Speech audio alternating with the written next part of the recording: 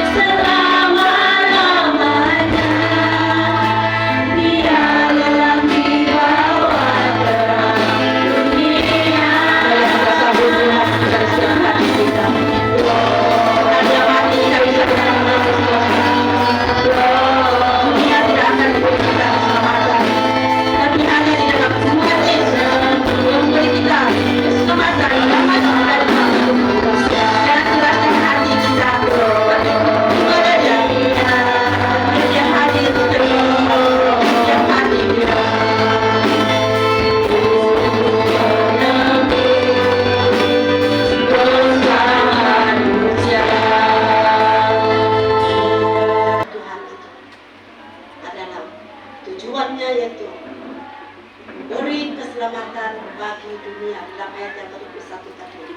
Karena dia berkata, karena dialah yang akan menyelamatkan umatnya dari dosa mereka, supaya tidak ada persoalan di antara manusia. Kenapa pula dia lahir daripada hasil persetubuhan, kan? Tetapi di dalam firman Tuhan ini berkata dalam ayat yang ke-21, dia berkata, Yesus datang ke dunia ini memberi keselamatan kepada kita semua. Oleh sebab itu, di dalam ayat yang ke-22, hal itu terjadi supaya genaplah yang difirmankan Tuhan oleh Nabi, supaya apa yang Tuhan rencanakan ke dalam dunia ini akan digenapi melalui firman-Nya. Dan di dalam ayat yang ke-23, sesungguhnya anak darah itu akan mengandung dan melahirkan seorang anak laki-laki, dan mereka akan menamakan dia Immanuel. Immanuel yang berarti Allah menyertai kita. Kalau kamu punya anak, kamu kasih nama dari Immanuel.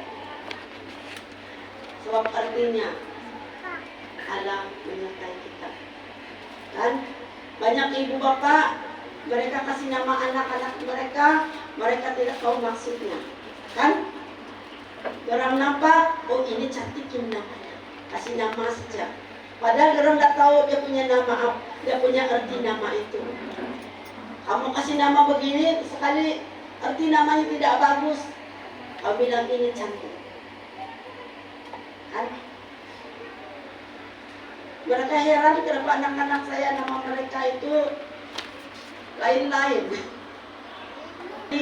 Kenapa Yusuf setelah Yesus lahir, kenapa Yusuf memberi nama dia Yesus? Kenapa dia tidak kasih nama saja apa namanya? Nama lain-lain lah. Kenapa Yesus dia kasih nama?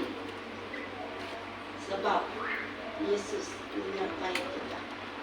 Allah mengutus anaknya ke dunia ini untuk menebus segala dosa kita. Sebab itu dia berkata dalam firman Tuhan ini dalam ayat yang ke-23, setiap Yesus, Tuhan senantiasa menyertai kita. Kita tahu dimanapun kita berada, baik kita di dalam pekerjaan kita, baik kita di dalam persekolahan kita. Kenapa? Di setiap pekerjaan kita. Kenapa di dalam persekolahan kita? Kenapa jarang orang Kristen buat dosa? Buat salah. Bukan buat dosa, buat salah. Sama aja kan buat dosa. Kenapa? Kamu lihat di sekolah-sekolah sana, kalau kamu tengok tuh apa? Macam TikTok kah, apakah di situ kes-kes membuli budak-budak sekolah, membuli kawan-kawan mereka. Untuk memberi kita damai. Kata firman Tuhan ini, apa yang dikatakan di sini? Bagaimana tindakan Yusuf di dalam ayat yang ke-24. Sesudah bangun dari tidurnya, Yusuf berbuat seperti yang diperintahkan malaikat Tuhan itu kepadanya. Ia mengambil Maria sebagai istrinya Dan ayat yang ke-25 kita perhatikan firman Tuhan ini, tetapi tidak bersetubuh dengan dia sampai ia melahirkan anaknya laki-laki, dan Yusuf menamakan dia siapa? Yesus. Karena Yesus kita. Jadi di dalam hal yang kedua, Allah mengasihi dunia. Dalam Yohanes 3 ayat yang ke-16 kita sudah baca sebentar tadi, dan kita yang berdosa. Dia rela mati di kayu salib untuk menebus dosa kita. Kenapa kita tidak boleh berkorban untuk Tuhan? Kan? Kita pikir kalau kita sudah mati kita hidup balik kah? Saya mau tanya kita. Kalau kita sudah mati kita boleh pakai lagi kah? Tidak. Kenapa? Kenapa? Sebab nafas itu Tuhan berikan. Bila masa Tuhan akan ambil. Kalau kau bilang nanti tunggu saya belum bertobat. Banyak lagi saya pikir dalam dunia ini. Tuhan mau dengar kita kan? Dia bilang nafas itu aku punya. Saya layak untuk mengambilnya. Jadi bagaimana tindakan kita? Kita harus memelihara peluang yang Tuhan berikan kepada kita. Kalau kita punya nafas 2 kali dapat, kan? Kita mati bangun lagi kita, kan? Kau ingat dalam firman Tuhan itu orang kaya itu dan orang miskin itu. Di waktu sama-sama masih hidup, orang kaya orang miskin ini mereka hidup.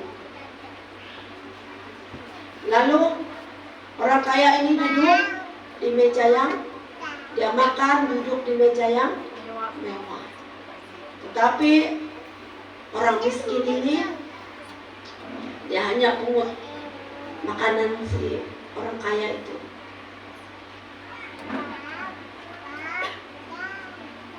Sewaktu mereka sama-sama meninggal,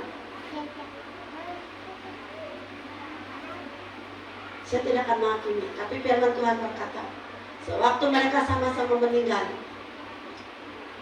orang kaya itu di mana? Sudah lelah dia kaya, dia tidak kenal Tuhan lagi, dia sombong lagi. Di mana orang kaya itu? Di mana dia? Di surga kah? Jadi orang miskin itu di mana dia? Hah? Di surga. Nah, di waktu dia melihat apa yang dikatakan kepada Tuhan, dia berkata, Tuhan, tolonglah saudara-saudara saya yang masih dalam dunia ini. Mereka tidak tahu apa yang mereka buat itu tidak baik. Dia berkata, suruhlah dia, bilangnya, dia suruh Tuhan memberitahu kepada si miskin ini. Dia bilang, bagi tahu dia, biar sedikit pun di ujung jarinya, dia bilangnya, letakkan air di mulut saya, dia bilang. Tapi orang miskin itu tidak boleh buat apa-apa. Walaupun mungkin dia kasihan, tetapi dia tidak boleh buat apa-apa. Apa yang dikatakan Tuhan? Dia berkata, kenapa selama hidupmu kau tidak pernah berbuat baik? Kenapa selama hidupmu kau tidak melakukan pekerjaan Tuhan?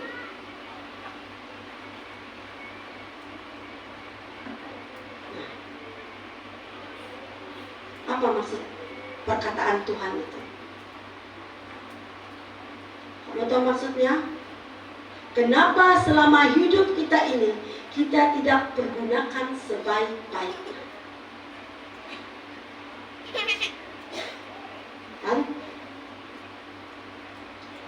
sebab itu dia berkata, kenapa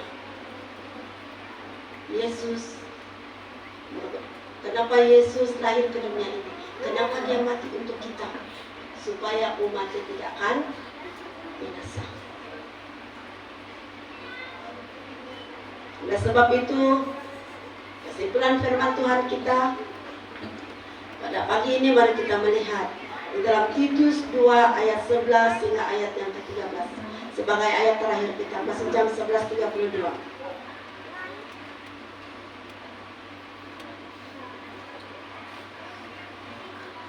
Titus